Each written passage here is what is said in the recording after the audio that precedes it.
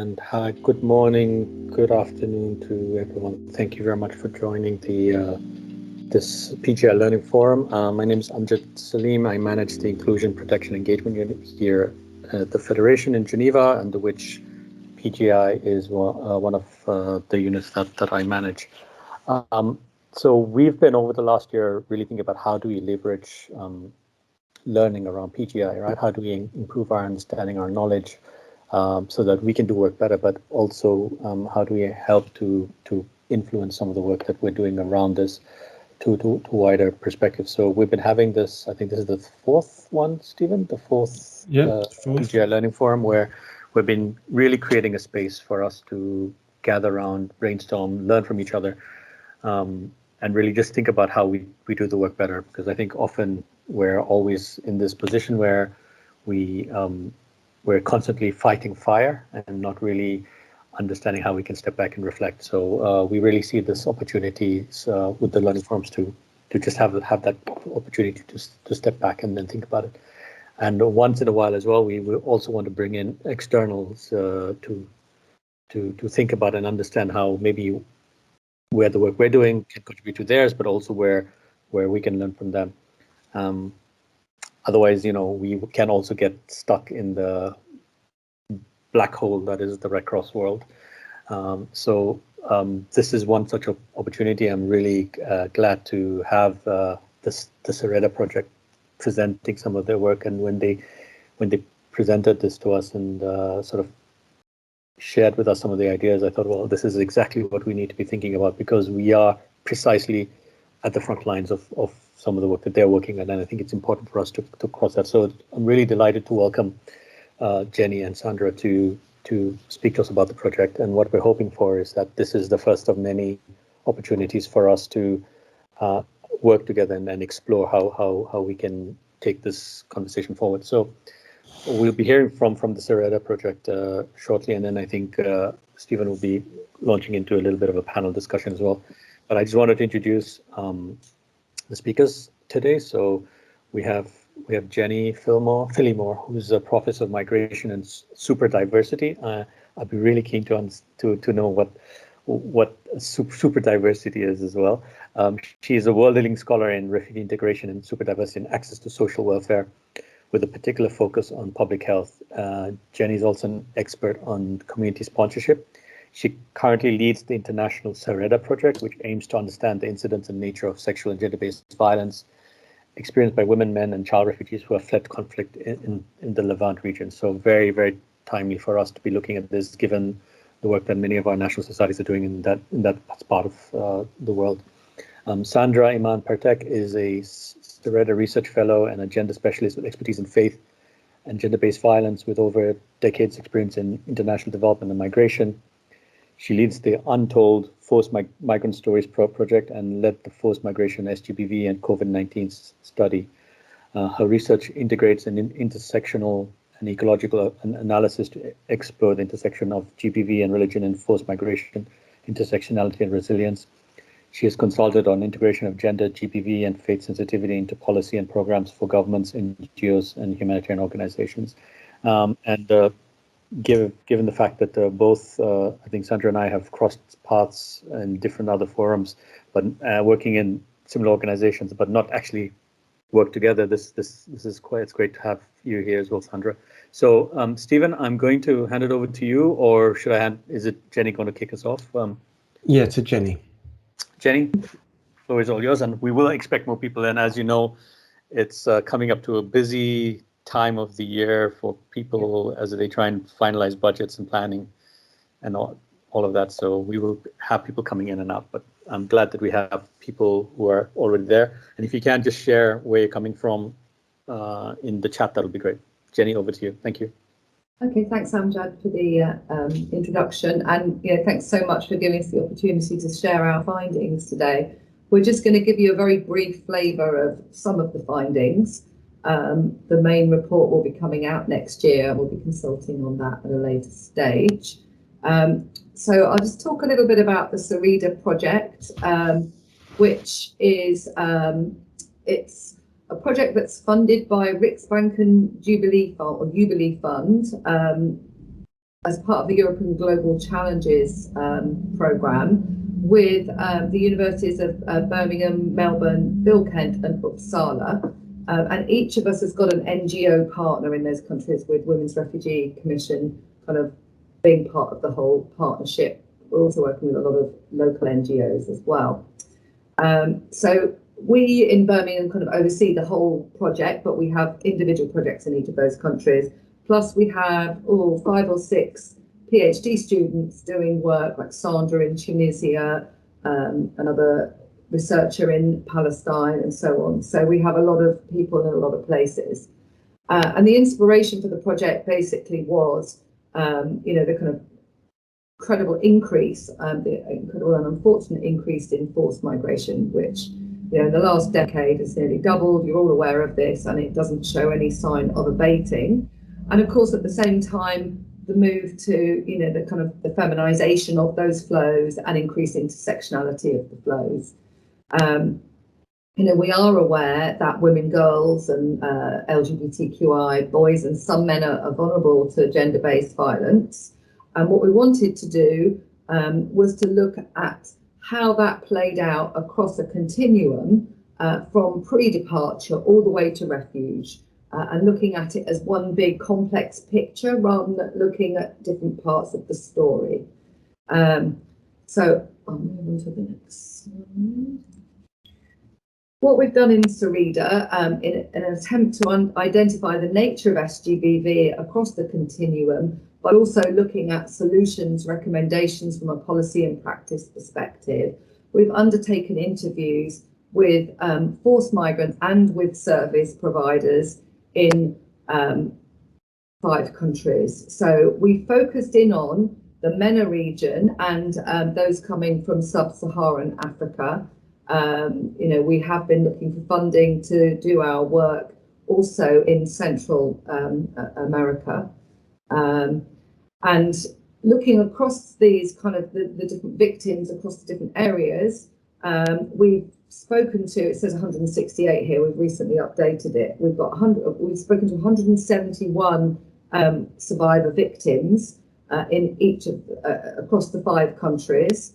And we've spoken to over 100 service providers, and the service providers range from grassroots people who are doing really good work at a small scale, right up to international NGOs and national NGOs, health service, domestic violence groups and so on. So it's quite a broad range of interviews.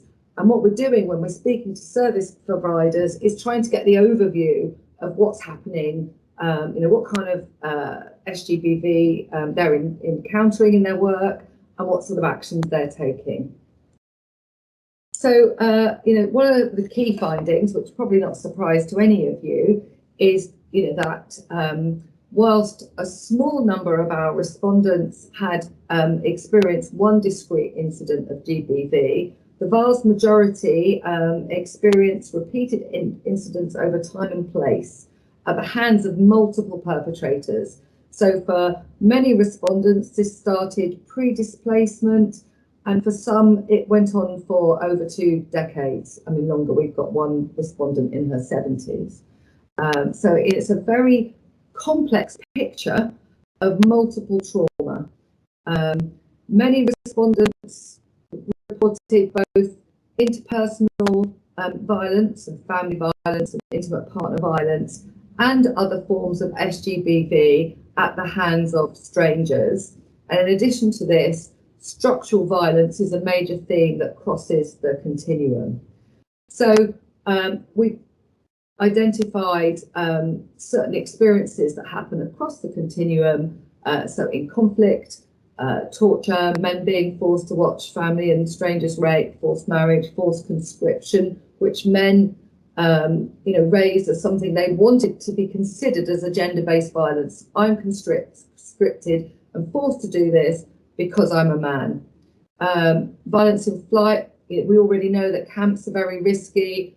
Being anywhere along the journey was quite dangerous, particularly borders. Lots of physical and GBV by authorities, local people, employers, because people are stopping off en route, working, and they're exploited by employers and sexually harassed. lots of talk of transactional sex and rape, people witnessing other women dying in front of them, being killed by traffickers because they refused to behave in a particular way or to yield to sexual advances, women being deliberately separated from families and attacked by border guards and militia, and enslavement, sex trafficking and kidnapping in sub-Saharan Africa. Once people arrive into refuge, possibly the kind of, there were two key findings that we're really pushing in the Sereda project. One is the lack of services on the move and the sheer complexity of GBV experience and the lack of ability of services to deal with that complexity, be in the right place at the right time. But the other is, what happens once people are in refuge, and we're really keen that there is a spotlight focused on what happens in refuge, because SGBV does continue, and that seems to be overlooked. Now, there's kind of the structural violence of asylum systems, which people talk about aggressive and lengthy and re-traumatizing interviews. In many cases, these can go on for over 12 hours without a break, interviewed by men about experiences that are highly stigmatizing, and people talking about being re-traumatized, having to repeat what happened to them over and over again, and really struggling to talk about those issues. I mean, we know with the Me Too movement, it took white middle-class women living in their own country, speaking in their own environment, many years to speak up about what happened to them. But asylum seekers are expected to talk about the most delicate, the most difficult, the most sensitive of issues, with a stranger of a different gender who they've never met before. We heard about, and we've proven through other research, that there is a very strong relationship between the length of waiting time and psychological disorders, and this was repeated over and over again. PTSD from experiences in flight, but also from experiences in asylum interviews, from being, attempted rapes, sexual harassment in detention and shared housing, problems when homeless because people are in and out of destitution, ongoing issues with prostitution and trafficking for sub-Saharan Africans, and being detained if they try and report what's happening to them. Intensification of interpersonal violence. We see lots of examples of where a woman's immigration status is used to control her by men. Economic abuse, wages, whether or benefits being taken off women, left with no resource whatsoever, and across the piece, a complete lack of safe spaces for people of forced migrant status trying to escape interpersonal violence, and particularly for LGBTQI victims. On top of all this, discrimination and racist attack is really common, for both sub-Saharan Africans and those from the MENA region. The MENA region are particularly penalised because of the Muslim status, and insufficient specialist services to enable recovery. So services are simply not geared up to record even, but to deal with the layers and layers of complexity of trauma that relate to years of GBV and sometimes the ongoing nature of that GBV. Plus, there are not enough services. And the standard kind of healthcare systems do not have the resources, do not have the level of understanding to deal with the presentation of symptoms that we're seeing. The stories are pretty harrowing, and we are struggling, or we have struggled a bit, to find ways to tell those stories without turning people off, because these are not nice things to listen to. So one thing we've turned to, and that you might see more of in the future, is using a kind of graphic to represent the story. This is one version of this story here, which is a woman from Eritrea, and you can see this is where it begins, with her father having problems with the government and then having to hide from the police, but at the same time she's raped and becomes, she's impregnated by her rapist. Off she goes to Sudan to escape, and the problems continue. So I'm not going to talk through this whole thing, but I'll give you a minute or so to take it on board and show you how it works. And it'd be great to have some comments on the usefulness of this kind of graphic. This is one from Sub-Saharan African route. What we hope is that we'll also do one from the MENA region, and we'll do one for each of our countries. We'll do a specialised one for LGBTQI respondents as well, but you can see the routes here. So here we come by boat into Greece, and then there's the lorry that's coming into the United Kingdom. And then what you see in white here is a reflection of what's happening in the UK. In fact, we're going to flip that and put that on the top and maybe have it as someone recalling their experience. So this is a kind of typical experience of a migrant coming to the UK from sub-Saharan Africa. Now, Sandra's just going to add on to what I've said, some of the humanitarian issues I haven't mentioned. So I think you're going to start with nutrition and food, aren't you, Sandra? Yes, thanks, Jenny. So there are additional issues that are worthy highlighting. I just wanted to show you this table to emphasize that SGBV issues cut across different humanitarian areas. So through health, MHPSS, nutrition, housing, shelter and hygiene. On the next slide, you will see also camp management, obviously, protection, livelihoods, education, child protection. 3 issues to mention, starting from nutrition and food. It was frequently accounted that migrants across their journeys missed access to basic essential items, including food. And this lack of access to food and essential items have prompted them to be exposed to transactional sex, where exchanging sex for travel passes became a norm. There was also an issue of this insufficient food vouchers. Even if they found refuge and they were protected for some time, the vouchers that they were entitled to were quite insufficient. For example, it was around $2 a day, which was obviously not enough to cover for diapers of children often born from sexual violence, and for the milk. So they became indebted, for example, in the milk debt. I refer particularly to the case in Tunisia, to migrants I met in Tunisia. Then hygiene issues were frequently reported as well, related to women's menstruation, for example. Women have lacked access to basic sanitation and sanitary towels, and on the move, as you can only imagine, it was just so inconvenient to be traveling and walking for hundreds of kilometers, for example, across Europe and Balkan route without having access to this basic sanitation. And there were an issue of lack of access to washing facilities, and the entire wash sector obviously has been mentioned across, the lack of access to hygiene, sanitation, and wash facilities in transit and across borders. And just one more issue to highlight before we move to the discussion is child protection concerns. So as mentioned, many women in this case have given birth to children born of sexual violence. These children are equally destituted and deprived of basic rights in many countries that they pass through, including lack of access to adequate housing and to childcare. So I think here we will end our presentation and invite a discussion. Over to Stephen. Thank you so much. I'm just going to stop the presentation from being shared. I know you have I have to take control back and then stop presenting. There we go.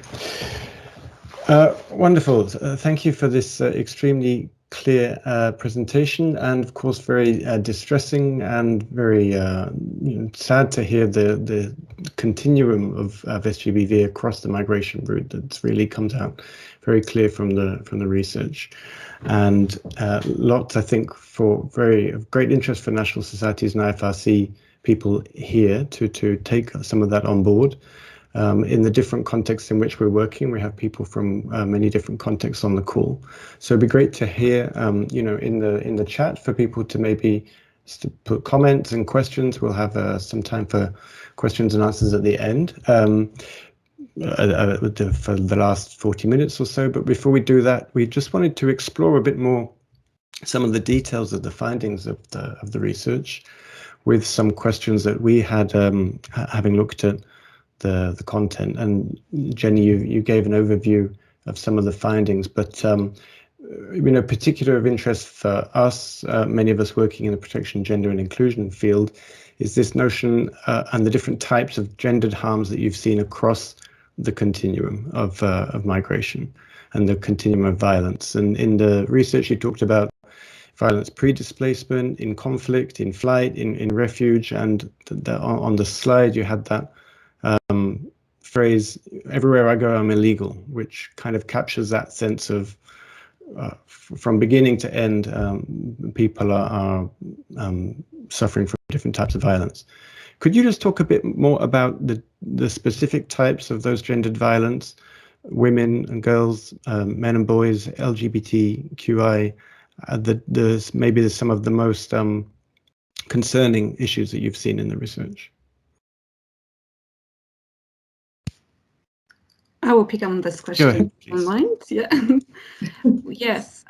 So we see that some people are more and less vulnerable to violence, and there's a disproportionate vulnerability of women to different types of violence. And as we know, it begins from pre-displacement.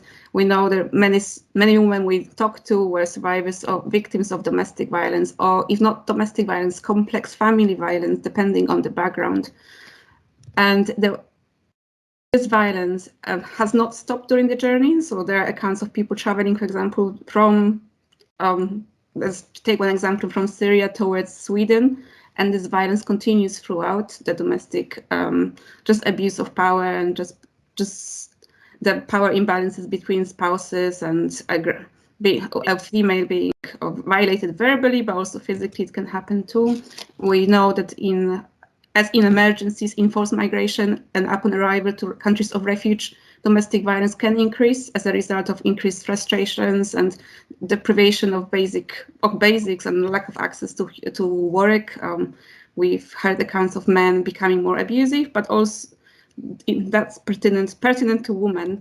Then we have this a group of respondents who were subjected to trafficking, and this is coming across their journeys during sub-Saharan migratory pathways, the central Mediterranean route, and then also route through Turkey, yes, towards Europe. And those people have been deceived and have been subjected to either sexual trafficking or just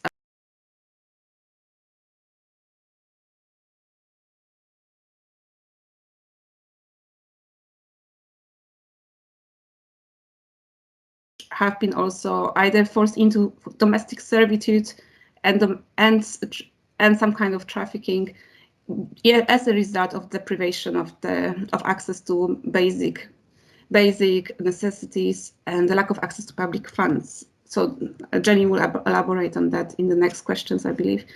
We have also those people who are subjected to this new kind of violence that we don't hear very often about, but we know about it. Violence across borders and subjection to sexual violence. This was happening across different groups, especially women and LGBTQI communities. So what we hear is that before trafficking and being smuggled, people were expected to pay for their travels by sexual favors or forced prostitution too. And then, if I could just move to men, we hear a lot about physical violence against them in war and conflict, and then physical violence across their journeys throughout Europe, and then humiliation and psychological violence in countries of refuge upon arrival. Men have been, for example, shamed for leaving their countries and not fighting for their countries. So that's have undermined their masculinities, and it was kind of humiliation. Then we also know of forced conscription, as Jenny mentioned in the presentation, being recruited to armies, being forced, and we also heard accounts of young boys being abused, especially in camp settings, in different places. Especially through the Middle Eastern and Balkan route. and even in countries of refuge, such as Sweden, for example. Okay, and then if it comes to LGBTQ community, we know that there is high level of homophobia across the journeys and in countries of refuge too. And there are this long-lasting, often multiple psychological and physical harms that we have just mentioned in the presentation. The psychological issues related to this multi-layered trauma. So as Jenny emphasized, this trauma is being built up across the continuum of violence. We have the multiple experiences of being forcibly displaced, but also then being exposed to different types of violence are just accumulating and resulting often in this kind of psychosomatic effects. So we will see that people have physical symptoms, they will have pains in their bodies, but they will have this psychological background of like the cumulative trauma. There were also incidents of repeated suicidal thoughts. Some people would be even trying to harm themselves as a result of hopelessness and powerlessness that they've been entangled in throughout this journey, and then in country of refuge again being not believed. And we'll explain what happens in refuge in a bit.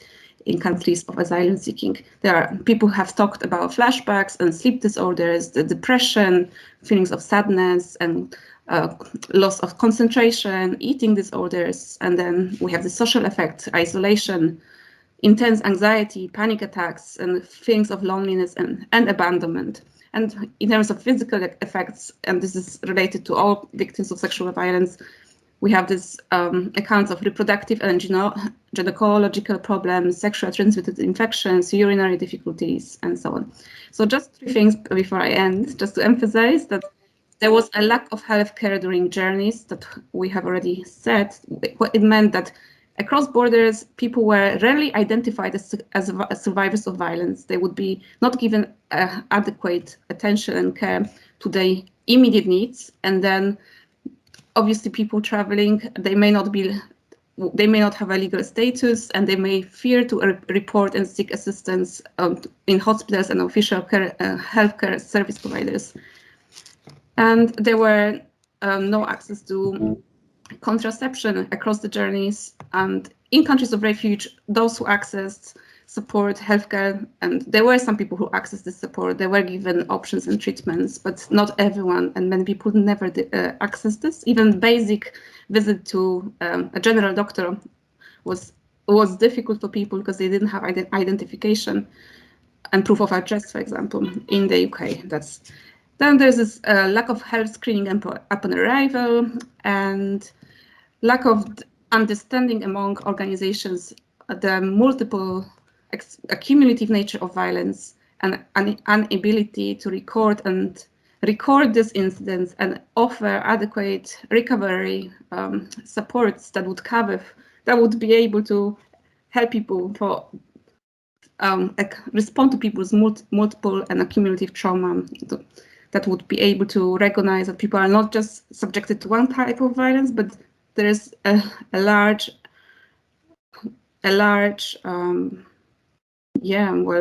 build-up of these experiences in people's psychology and their bodies. Yeah, they just embody this pain, and it continues. I will end here. Sorry, it's a bit too long, but very clear, Sandra. And there's so much to say. I mean, from the breadth of experience and the depth of research. Maybe I'll pick up on a couple of points that kind of come along from that, and either Jenny or Sandra be happy to hear more about that. Maybe because what is so clear from the research is this continuum of violence and the accumulation, and it's so. I mean, good is maybe not the right word, but it's so clear that there's the combination of physical violence, psychological violence, and a range of types of SGBV that aren't necessarily always classified as that, but I think you really show the links between the different types, observing violence to other people being part of the violence, for example. So this broad view of SGBV, I think, is very welcome and fits very well into the movement approach. When people arrive, though, there's a couple of points that you highlighted. There's this dependency on the perpetrators of violence in the asylum process. So getting into what the survivors are hoping will be a way out and actually becomes part of the problem.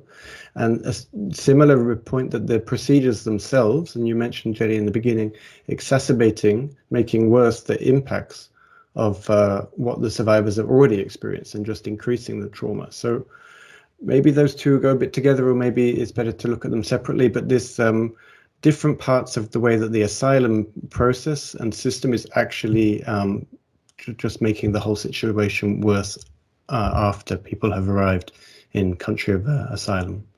Jenny, Well, maybe you want to respond to that? Yeah. I mean, we've identified something that we've called violent dependency. So this is where the state makes a person dependent on another person. So either, well, largely their ability to remain in that country depends on that person, their spouse, or generally their access to housing, food, any kind of resource. Everything goes straight to the spouse. So there's two ways that this can happen. Firstly, refugees who are granted a spousal visa to basically another forced migrant, but instead of coming through the asylum route, they are marrying someone who's already got refugee status.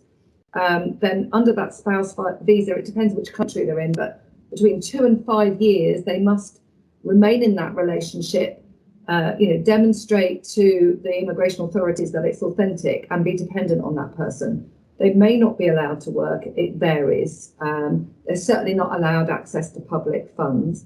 The second way this can occur is if there's a family or a couple who are claiming asylum. Generally, there's a main applicant, and generally that's a man. And the woman can only remain in the country whilst she's in a relationship with the main applicant. If he fails, she fails. If he gets refugee status and their relationship ends, she's deported. So these are the two main mechanisms. And what we found is that in some instances, the precarity of a spouse's status was used as a means to control them. So they were expected to obey completely, put up with an awful lot of violence, emotional violence, being used predominantly as a domestic worker whilst their partner had other relationships. And they just has to basically do whatever they were told in order to remain. If they tried to leave, then sometimes the husband would actually just ring up authorities, and we saw examples of women who were detained because their husbands followed through on the threat, rang up authorities and said not in a relationship anymore. Some were encouraged to visit home to their families, and when they came back, they were detained at the airport because while they were away, their partner had said, I'm no longer in a relationship with her. She hadn't been told. They were put to work, sometimes in prostitution for sub-Saharan Africans, sometimes in domestic servitude. All the money goes directly to the husband. They're told that if they were to report any abuse, that they would be illegal and they would be arrested. And because they've come from a situation where being arrested, of course, is something terrible, in most instances, there are things like the domestic violence rule. Obviously, there's provision for trafficking, victims. Individuals don't know about this. They don't speak the local language. Where do they find this information? Violence is normalised. They're not aware that being beaten by the husband, for example, is illegal, let alone about coercive control. So there's a whole range of issues. Even if they were to escape and not be detained, their lack of resource to public funds means there's no benefits to pay for their place in a refuge. Refuge places are very limited anyway. So we did come across examples of women who had escaped and ended up in another exploitative relationship and then another one. So it's just a vicious cycle, or they're homeless, and there are problems there as well. So that was a huge issue, particularly for MENA respondents, but also for sub-Saharan respondents. And we saw this also in Australia and Sweden and Turkey. So this kind of dependency. And we were told by some women, well, you know, they knew my relationship was abusive, but they wouldn't let me come to Australia, for example, without my husband. That was part of the deal. So this is something that needs to be looked at quite closely. Right, so this is really across all the countries that this dependency of violent dependency is a problem. And it seems, I mean, that second point that the other aspects of the asylum procedures are also not really giving any confidence to survivors that they would have anybody to rely on in that sense, right? So it seems that that's also in that violent dependency. They're not being given any support to think this is the person I could go to for help. Could you talk a little bit about that? About the, I mean, you mentioned about very shocking, actually, interview techniques and a real lack of cultural sensitivity or any sensitivity, actually. Yeah, I mean, this is multifaceted. It's a huge issue in that when asylum seekers arrive, they really feel once they've got to Australia, Sweden, the UK, you know, I've made it, I'm safe. And they don't realise they're going to have to go through this incredibly arduous, lengthy process. There's no information for them. This is what's going to happen to you now. They are utterly shocked to find out that their stories are contested. And in fact, you know, the culture is of disbelief. It's one of bad faith rather than good faith. And that is the default position. You know, they're asked to provide, there's no support to disclose. Many haven't disclosed to anybody ever what happened to them because they're deeply shamed about it. They are presented with a male interviewer, a male interpreter who is known to their community. They know if they disclose, that information will get back to their community. Sometimes they're even threatened by the male interpreter because, of course, you know, the caseworker doesn't know what's being said. Sometimes they're provided with an interpreter in the wrong language. You know, there are overlaps, they can't communicate properly. What they say to the interpreter doesn't necessarily get shared with the caseworker. So sometimes they would hear, oh, your case has been refused on these reasons. And the woman would look at them and say, well, I never said this. This does not match what I've said at all. So, you know, there are communication issues. There are issues around disclosure. It can take many years for people to disclose. So they don't know that they should disclose what happened to them. That's an important part of their story. But even when they do, we've had women saying, but because he was there, I couldn't say anything.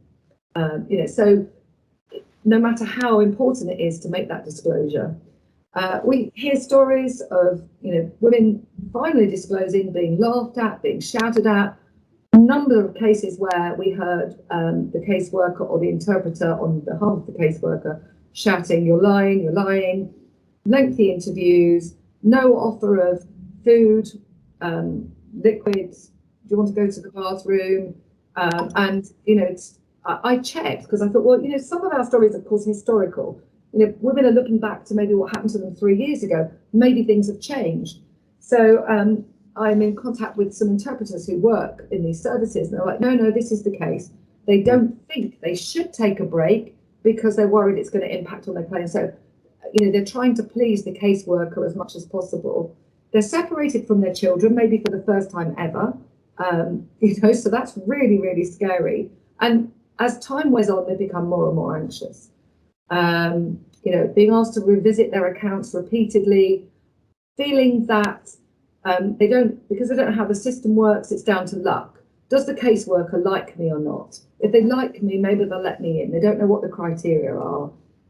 No follow-up counselling, so lots of reports of women crying for hours during the interview, coming out, just having to find their way home on public transport, waiting years, 15, 16, 17 years for a decision, in and out of destitution. 1 minute you've got a claim, then it's failed, then you're getting more evidence. In that time you're destitute, you're supported maybe by a charity or a friend, then you're back in the system again. You've got to go through it all again, but with this new evidence. And what counts as evidence is very, very vague. And so it goes on. I mean, there are even failures in bureaucracy where people just lose their asylum support and are evicted from their housing, even though they are still in the system. And basically, people live in fear of being returned. and they've got no idea how long they're going to have to wait. So open-ended waiting is more problematic psychologically. So we've done a lot of work on this in academic work using surveys and stuff. And open-ended waiting is much more psychologically harmful than knowing you have to wait 3 months, 3 years, or whatever. So it's a very detailed, difficult picture. Yeah, thanks, Jenny. That sort of extreme cumulative stress from all of those tensions is, again, very distressing to hear. And unfortunately, in the next parts of the findings, it doesn't really get any better, because once inside the asylum system, just basic necessities such as housing and healthcare are also something that was very problematic and causing further traumatization or further difficulties. These are two sort of separate points. Again, maybe there's a link there between access to housing and access to healthcare. Maybe Sandra, did you want to comment on some of the housing issues that you've seen? Yeah, indeed. We heard a number of issues concerning lack of access to public housing and inappropriate housing provided across 5 countries. So in some countries, people were entitled to public housing if they were approved asylum seeker. So during this period of seeking asylum, they were provided some access to housing, but still these places were not necessarily well equipped and safe to stay in even. They didn't perhaps meet the basic criteria of safe housing. That's related to things that we heard and even saw here in the UK. In Sweden, housing was also provided to those seeking asylum, and in Australia, that's another system that's quite well developed, or those are settled, and Jenny will elaborate soon. Then we have these issues of those undocumented migrants, those who have no access to any housing, and these are people who are sofa surfing. They will be moving between houses and they will be staying here one night, there another night. But this is problematic because it creates this dependency and expectation to pay off this stay, and abusers and traffickers may especially take advantage of this homelessness, not having place to stay. They may take advantage of this vulnerability and perpetrate abuse for years, for long time. So if I go back to this asylum accommodation and those reception centers and then shelters for migrants, including those I've seen in Tunisia, there were issues of this mixed gender and insecure accommodation, and obviously people would seek some privacy, and some of them would isolate themselves in their rooms. Those who have been of LGBTQI identity, they would be suffering from homophobic attacks, and they would say that these houses were not appropriate for this minority. They would feel that they were constantly at danger because of homophobic attitudes of other tenants. And especially among co-ethnics, the people who came from similar ethnic minorities, these were mostly attacking their gender identity. There were also accounts of this abusive staff and sexual harassment in asylum seeking even, and these cases were not investigated. These are examples from the UK. And during the COVID-19 pandemic, many people, those that we talked to in the UK, Tunisia and Turkey described that housing conditions were making it impossible for them to self-isolate and to even have access to basic hygiene. There were serious issues there. During pandemic, we have a separate report. We conducted a study. You are welcome to see it. I will send it in the chat box in a minute. Then we've got this woman who were made homeless because they would need to choose between staying with abusive partner or become homeless, and sometimes they would stay with their husbands or partners. We're not only talking about husbands. We don't want to. Sometimes there were partners or even friends who would be perpetrating this violence domestically. Yes. And otherwise, some were exposed to this transactional sex to secure housing. These are accounts from Turkey to UK. We also heard of adolescent girls doing that in Tunisia. Okay, when it comes to dispersal policies, you may know that in some countries, governments like to disperse migrants, put them into areas of like less densely inhabited areas and often disadvantaged areas.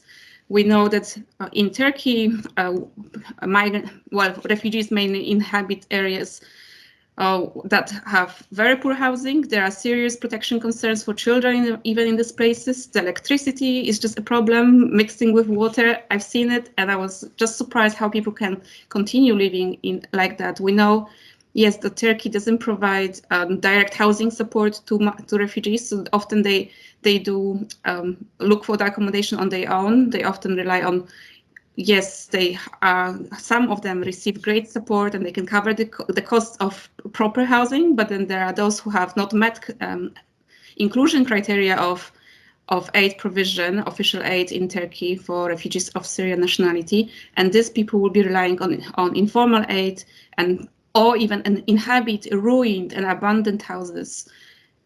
And when it comes to non-Syrians in Turkey, such as sub-Saharan migrants and Afghanis, they again were most vulnerable to living in inhabitable, perhaps, conditions in these ruined houses.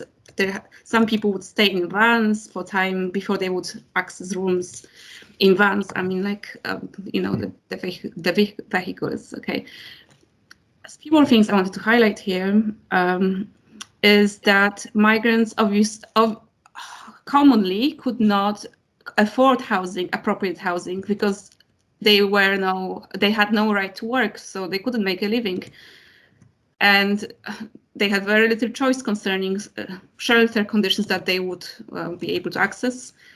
And many reported living in mixed gender hotels, for example, in the UK, just as I probably said already. A few more things about Turkey and Tunisia.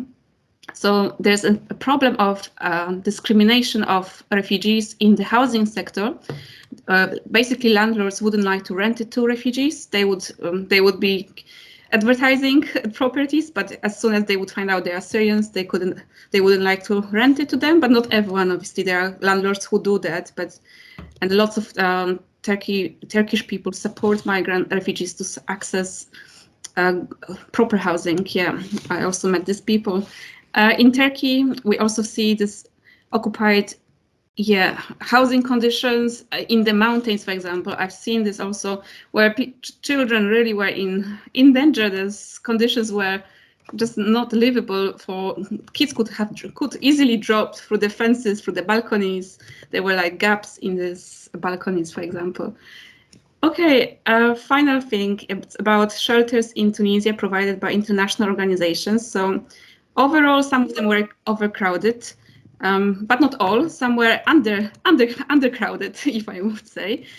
And it's very, a tricky balance, because once you are a migrant, you are entitled to one type of shelter only for 3 months, for 3 months, and then you are left. Like I met women who had to look for their own housing elsewhere, and they were just kicked out from the shelter, and they would just be lucky to find help of local people who would help them to find a room to stay. And then we have those staying in shelters for refugees. So one was qualified as a refugee, could stay there longer, but the conditions, just again, the basic protection and hygiene checks could be just provided to ensure that yes, there are no bugs in mattresses and people are having dignified conditions to live.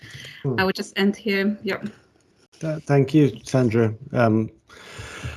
It's yes, so useful to have all of that detailed evidence of across the different countries, so we can really start to target specific responses, hopefully, and that's some of the things be great to continue that conversation about. And there's quite a few questions coming in on the chat. I'll maybe go to those now. Just as a sort of a preamble to that, though, before we.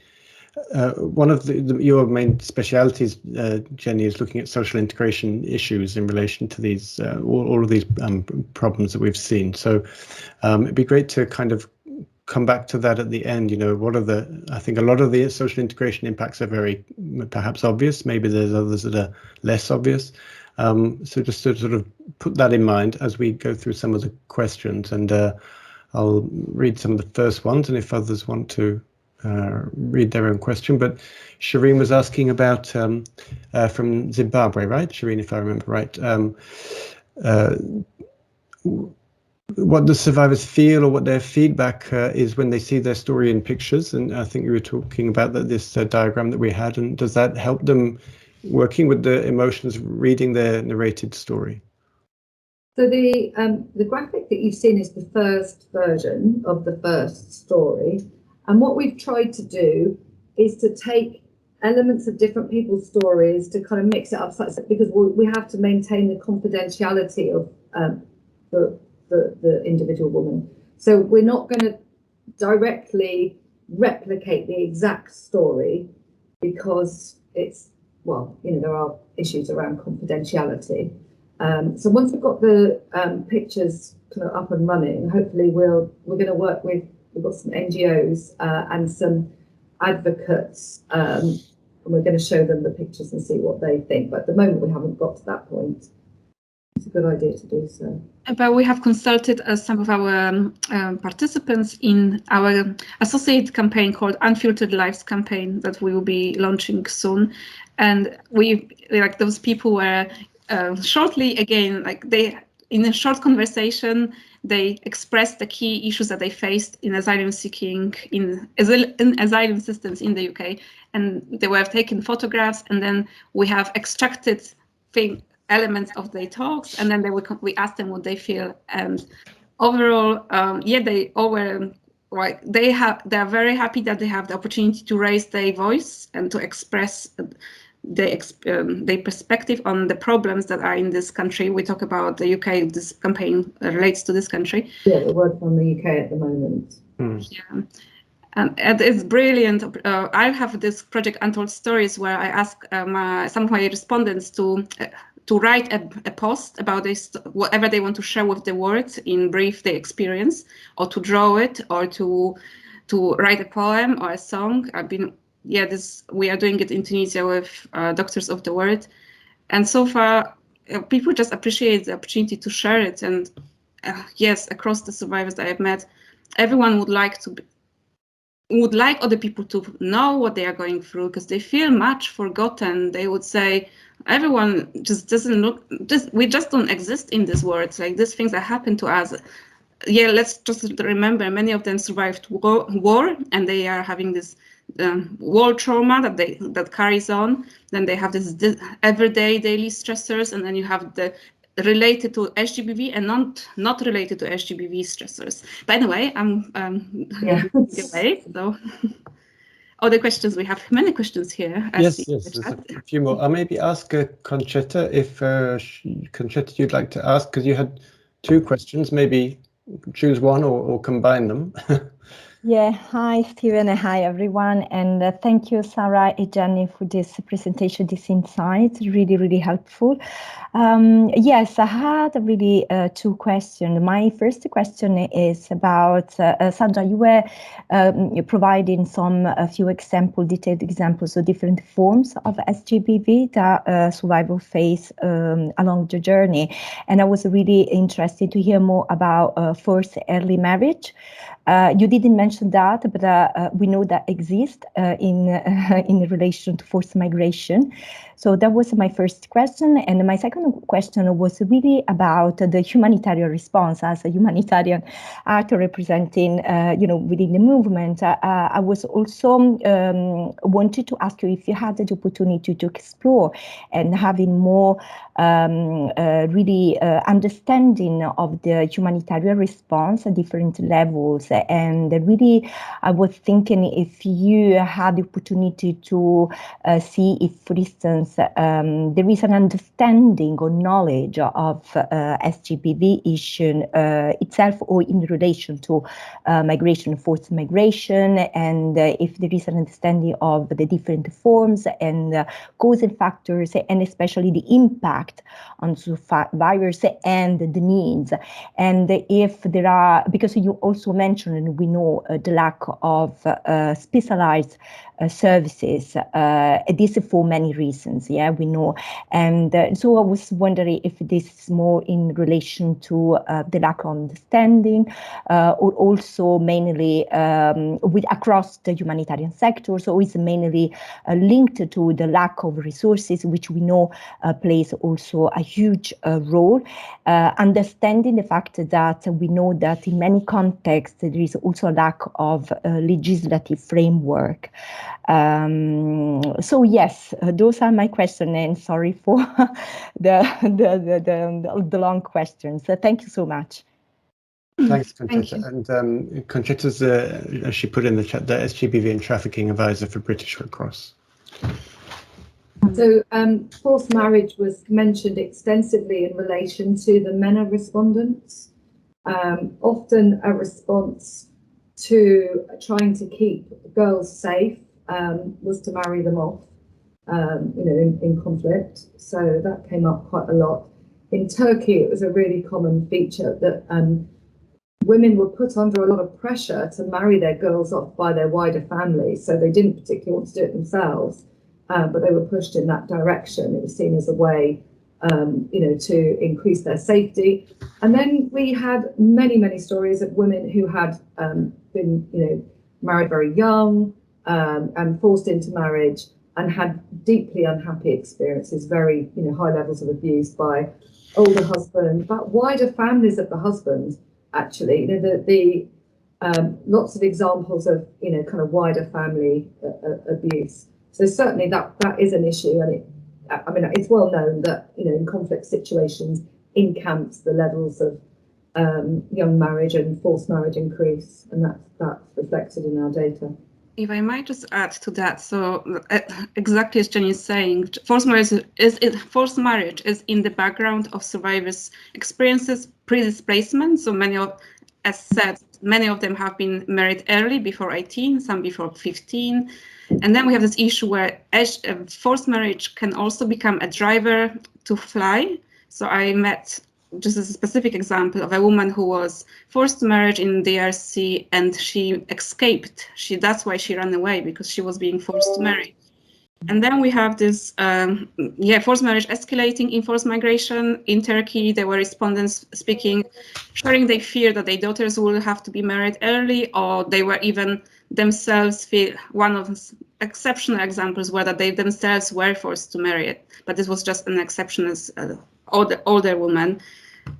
They were just fearing for their teenage daughters. And for this reason, some of them would keep their daughters at home. They wouldn't let them go to school even, and all that, yeah. In terms of humanitarian capacity, the second part of your question, to be honest, those who are specialized in SGBV, they will obviously exhibit awareness of SGBV, but those who are not trained in this, well, not having a title of SGBV, will be sensitized according to the organizational policy. Some of them will be sensitized to a higher or lower degree. People that we heard of, survivors in the accounts, share that, well, there were not many people offering them support to their SGBV experience. It wouldn't be an issue that they were concerned about. So in overall, from our observation in analysis of this data with service providers interviews, we see that the humanitarian sector is looking in silos. We hear a lot about sexual violence in conflict, then there's less awareness of gender-based violence continued throughout forced migration, and very little awareness of gender-based violence in refuge. Those like organizations based in the UK and Sweden, those specialized to work with traffic survivors and forced migrants, domestic violence survivors, they know of that, but like welfare organizations, they will have less capacity to identify victims. They will not be sensitized. Health providers, we heard a lot of doctors not being able to identify survivors and offer support in time-sensitive situations. So yes, the professionals working in this area, yes, but those obviously, there's so much need to raise awareness on escalation of violence across forced migration. We are aware that this escalates in emergencies, but emergencies apparently are not emergencies are not applied to forced migration. It seems like it's in the sector, it's seen as something else. And that's why with Sereda Project, we reached out to the IFRC and the Red Cross and the Red Crescent societies to think together, how can we move forward this awareness, and how can we move forward, mobilize resources to respond to SGBV cross-force migration in more effective manner. And I just wanted to sort of raise the issue, which is one that's really been troubling us. You know, some of these journeys take years, and the problem is, you know, there are an awful lot of people on the move. We know that. You know, nearly half of them are women and girls, and it's the lack of humanitarian responses when people are on the move. And there are kind of, you know, women talk to us about impunity. They talked about, I, as an illegal person, do not have the right to use any services. So even if there are services in a country they're passing through, they're not going to use them. So there's a need for some kind of mobile SGBV specialized or aware service that can offer things like, you know, contraception, post-rape prophylaxis, you know, care, just basic general health care, access to food, maybe a little bit of shelter, something like this. And you know, it's this kind of movement that is the problem, the mobility and how you access those people on the move. The other thing to say is we know that borders are really dangerous places. Women are saying that to us all the time, and they're milling around borders for weeks, months, trying to find a way through. Lots of traffickers there, you know, lots of issues with local authorities and border guards. That is a place to target, you know, humanitarian services for women, and those services, from what we heard, were not there. So, I mean, if I kind of urge you to think about something, it would be, how do we deal with, you know, an emergency, as Sandra calls it, an emergency, but this is an ongoing emergency of people moving around, you know, constantly mobile, and then these difficult hotspots. We need to think about focusing services in those places. Yes, indeed, Jenny, and I think I mean, we have the initiative of humanitarian service points as one part of our global migration strategy. I think I don't think our head of migration, Zeke's still on the call. He had to drop off, but indeed, there's in the elaboration of that concept of humanitarian service points, not necessarily mobile, but at different points along the journey. And certainly we've been trying to ensure that SGBV considerations and treatment and support are included within that. But it's a great reminder, and I think, you know, this emphasis on the continuum and on emergencies as a unreported or unnoticed driver of SGBV is something that's been very prominent in the IFRC research that over the past few years. Few people had to leave, I guess, as we got to the hour, but we still have a bit more time for those who can stay. And as Daniel had an interesting comment and kind of a question. Daniel, did you want to ask anything to our speakers about the issue of mixed gender, of particular harms to LGBTQI people in the asylum process? Thanks, Stephen. Yeah. And thank you so much for such valuable information, as I mentioned in my comment. I do actually have a question on this, not so much specifically to that point, but more broadly in terms of our role in advocacy for migrants, particularly who are applying for recognition of status based on factors related to SGBV, whether it's gender as a particular social group or socio, things like that. I know that coming into this organization or into the movement, we were, it's been quite clear that in terms of legal advocacy for migrants, that generally is not within our ambit, or at least that's what I've generally been told, because that's usually left more towards UNHCR.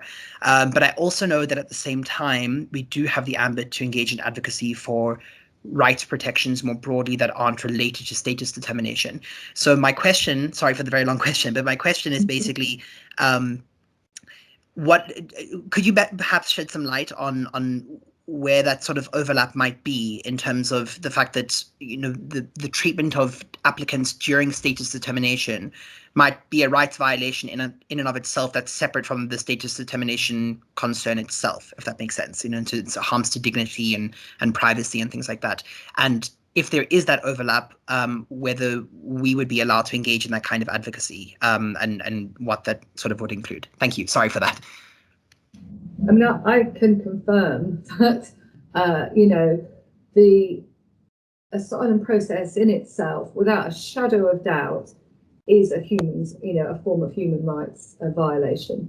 The things that are said, done, the inhumanity, and we have multiple examples of the way that people have been treated really cruelly.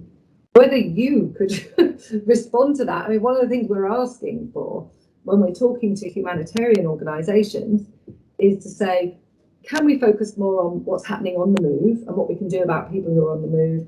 And can you put pressure on these governments, that are seen as being refuge? This is the place to go. This is where you're safe. And in fact, you're not safe. If you're in the asylum system, you're not safe. So we're asking organisations like yourselves, UNHCR and IFRC and so on, to actually put pressure on governments and say, let's have a look at what you're doing for SGBV survivors. Let's make sure that this is safe. And one of my concerns is there's all these guidelines. So when we spoke to the UK government, which I've spoken to extensively about the findings of this project, about interviews, with the people who head up those programs, the kind of interview programs, they call them client services. And I'm sent 8 pages of gender sensitive guidelines, which if implemented would really help the situation. And we sent them about 10 pages of comments on that. And they're, yeah, okay, we'll put that in the guidelines. But no one's checking to see if they're meeting the guidelines. So there needs to be some mechanism whereby organisations like yourselves are focusing on human rights once people are in a country of refuge, and we move beyond guidelines to check what's really happening. So Sandra and I have been talking about maybe auditing, but I just want to put it out there that just because a state has a set of strategies, guidelines, or whatever, doesn't mean that's happening. Yeah, thanks, Jenny. There might be interesting to hear from the people from British Red Cross on the call, people who are working in Turkey. Kamal, who's actually in Turkish Red Cross, had to leave, but we have IFRC staff in Turkey. Those are 2 different contexts where maybe there's different scope to address that type of issue. I don't know whether Julia, Nasli, Conchetta would be interested to comment on that. Raising those issues, doing what we call humanitarian diplomacy sometimes, or advocacy with state authorities to address those type of issues. But broadly speaking, the answer is yes, but it's very contextual. If anybody else wanted to comment on that, if not, I'll go to maybe to the next question.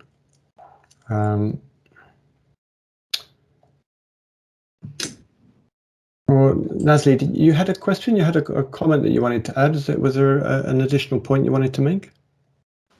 No, I just thinking that now in Turkey it's a bit hard to do advocacy because maybe you all know we are withdrawing from the Istanbul Convention, so we are losing our advocacy point.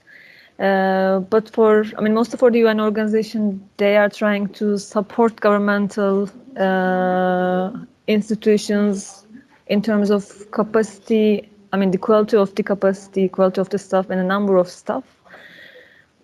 But I think our main challenge is really a number of refugees, and it's the case. It is the challenge for our case workers as well, because even you identify SGBV cases, you have lots of workload, and you have to deal with the governmental institutions.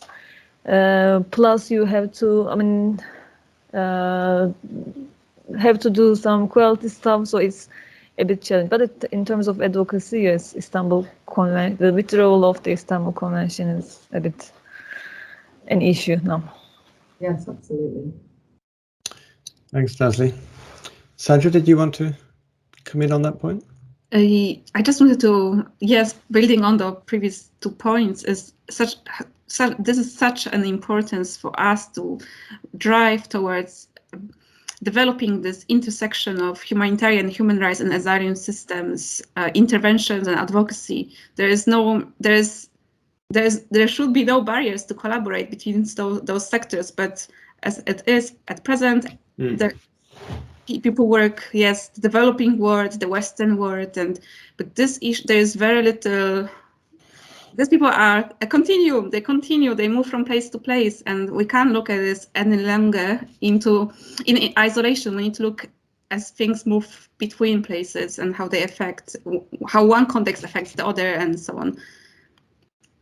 I hope, we might develop some ways of developing such advocacy, mixed advocacy of humanitarian advocacy, asylum and human rights sectors. Yes. No, that's great. I think that could be very interesting to work on, and we'll maybe, as we come to the close, we'll come back to that point. Okay, Concetta, you wanted to add something?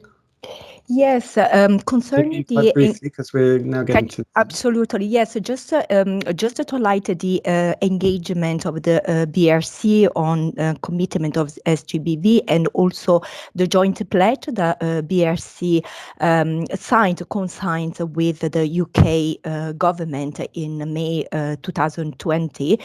Just really this is really a commitment to prevent a response to SGBV in armed conflict and post-conflict situation, and really to support survivors, to focus it really on promote the prevention of sexual gender-based violence, and really tackle stigma, strengthening the response, improve provision of access to an holistic care for survivors, and also to strengthen the provision of safe, accessible, survivor-centered reporting channels. Just to highlight the fact that there is an engagement with the UK government from the BRC, and so we're working to strengthen this collaboration and working together on an advocacy plan. Great, that sounds very promising. Thanks, Concetta. Yes, please do raise our findings in relation to asylum interviews and housing in those conversations. That would be wonderful. Thank you. So we'll start to kind of draw to a close, and as I said earlier, there's one way to look at all the research, I think, is the impact that has on integration, and another part that would just be interesting to hear about, maybe we can sort of hear those together, some of the overall recommendations. I mean, there was quite a number of them, and you've talked about some, but if we're kind of looking at from what you've seen and the type of discussion we were just having, how can we work a bit more together, and what are your recommendations for that? So maybe just a few reflections on that, and then I'll hand back to Amjad to give some reflections on next steps and where we could go forward. So I don't know if you're familiar with the indicators of integration framework. So there's 14 different 14 different indicators in there. What we've actually done is we've taken those indicators and we've looked at the ways in which SGBV and forced migration, those experiences interact with the indicators. So I mean, I've got a table that we've produced, and if you're interested, I'll share it, but clearly there's not time to go through it. I think it's fair to say that, those who've experienced SGBV face additional hurdles when it comes to integration, largely because, well, those who are currently in a controlling relationship or who haven't got refugee status struggle to access certain kind of services, learn language, and language is absolutely key in accessing, in becoming integrated. But also there's a whole range of issues around psychological problems and how if you're suffering from PTSD or severe anxiety, there are issues with memory, so you can't study, you lack confidence, you're frightened of men, loud noises, all kinds of things that make it really difficult to venture out into the world. If you're in a controlling relationship, it will be difficult for you to meet other people. When you flip that, when you take it, kind of flip it and actually try to give people specialised support to access education, training, housing, and to mix, then what you find is it has a recuperative effect on people. So when they're able to engage across the indicators, it can reduce the long-term effects of SGBV. But it's a bit of a vicious cycle. What comes first, counselling or access to the kind of indicator areas? So I'm not going to say much more about it because it is really quite complex. But if anyone's interested, I mean, the paper will hopefully be out soon, but in the meantime, I'm very happy to share the table which sets out all of the indicators and the relationships. So I'd be really happy to do that. In terms of the way forward, we're trying to focus our attention. There are so many things that need to change. So what are the main things we're asking for? We're asking for humanitarian organisations to think really carefully about how we might offer services on the move and in those dangerous hotspots like the border areas. So, I mean, clearly what we'd really rather have is, and what women say they want, is not to experience persecution in the first instance. If it happens, then safe routes. So, there is no woman out there, no man out there who says, actually, I want to make this journey. So, but given that this is the reality and that's what we're faced with, I suppose our top recommendation is to provide these mobile services. In terms of focusing on countries of refuge, what we're asking for is fair and humane asylum systems that are gender and trauma sensitive. So we make specific requests like pre and post-interview counselling provision by specialist organisations. And we're asking for no mixed gender housing for uncoupled women. So we've kind of, we've got a list of things of that ilk that we're focusing in on. And, we've got documents that we can share with you where we could draw those out. I mean, I guess as there's only 10 minutes left, it would be really good to hear from you about how we could work together, in the next months, maybe years, because we know changes don't happen quickly, to try and improve things for forced migrant SGBV survivors. So I'd like to just kind of hand over to you guys. That's great, Jenny. And those, very clear and succinct recommendations, I think, will be very helpful to us. And that indicator framework, I think, really matches very well with the broad range of integration services in a lot of national societies. But with that, let me hand over to Amjad, who can pick up on this point of next steps and maybe some other comments, Amjad, you wanted to make. Thank you, Stephen, and thank you firstly, Jenny, Sandra. I mean, the fact that we've had such an engagement from questions, I mean, it's raising the fact that this is an important issue, and I think the recommendations that you've raised are, I mean, at least aspects that we need to think about, and it'd be interesting maybe to hear, unfortunately, Zeke, who was our migration lead, was not on the call, but he was on the call. He was for a bit, yeah. Yeah. So it'll be great to kind of explore that. My next sense, I mean, this is something where, of course, we've been discussing with Sandra as well, is we really want to understand where we can sort of come and understand how we can incorporate some of your findings into our work and how we can work better. Of course, as you know, because of the nature of the network of the Federation and the national societies, there's a great opportunity for us to also offer data, right? Offer data and access to that. So I'm really looking at that, and I know that we had colleagues from British Red Cross, Turkish Red Cross, and a few others there. So I think that what I would really like to suggest moving forward is really maybe even thinking about how we can look at, and we have colleagues from ICRC as well, how we can look at maybe doing a much more integrated workshop that really unpacks some of these issues, unpacks some of the recommendations that foresees some of the challenges there. So I think that's one thing that I'm hoping that we can do in the next few months, probably in the new year, once things settle down after Christmas. But I mean, that for me is definitely the start of a conversation on this. For me, as I said, this is the start that we just introduce the project, and then we look at where we can work on moving forward, because we are also now rethinking or planning our next work around SGBV. So I think it's important that we take some of your findings as well.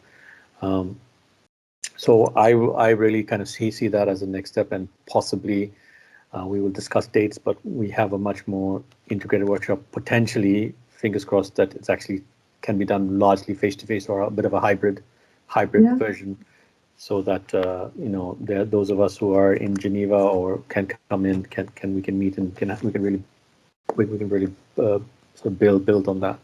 So that for me was the first instance, but the first instance was as well just to get people thinking about it, getting them to understand, because like I said, most of us are often, we're so engrossed in the work, we don't see the we don't see the wood from the trees, and so it's really great to kind of have you coming in to give us that broader perspective and really helping us to think through some of the challenges. And I mean, I also am quite interested in how do we push some of the this aspect of violent dependency and even forced conscription, right? Well, what does that mean for our work around SGBV? I don't think we've fully thought of it like that, right? And I'm sure that particularly our colleagues from the ICRC might also be interested to kind of look at that, particularly when you look at sexual violence in conflict. And then I think there are tools being shared as well. So I think that there's a number of opportunities where we can start then talking very much around child protection, around all of that, because I think we have a number of them there.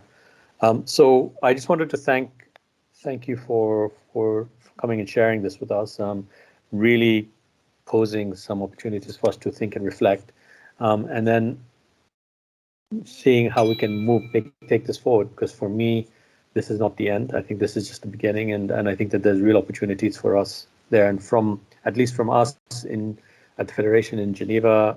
I can't, of course, speak on behalf of national societies, but we would love to kind of explore what this means, and then, of course, working with national societies to put this on the ground, and then looking to kind of see how we make this better, because ultimately, you're right, this idea of ensuring that during the mobility is when we try and address these issues, I think is quite important. So it's something there that I think we would definitely be interested to take forward. So thank you.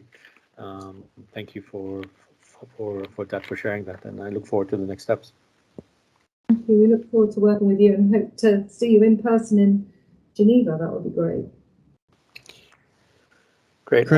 And I think that there is a launch event next week, I think, at the House of Lords. So maybe, I mean, particularly for our British Red Cross colleagues, we can maybe share some information on that. I've already actually shared it to some colleagues there, but for colleagues on this, if Sandra, if you have something, you may pop it in the chat.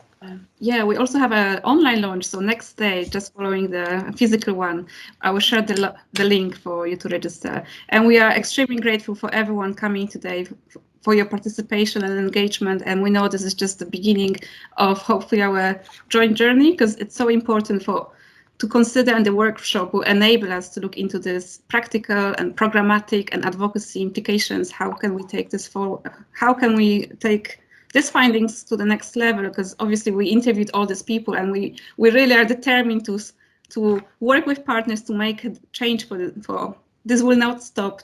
We know that forced migration is just increasing, and for displacement, and we know this problem, unfortunately, if it goes unaddressed, will just exacerbate and things will not be better. So we are excited to meet you on this journey. Yeah. And invite you to the online event. Here, I'm going to share the link. The online event is just relating to the UK project. Right. So there'll be a series of events next year, virtual and face-to-face, on the overall global findings.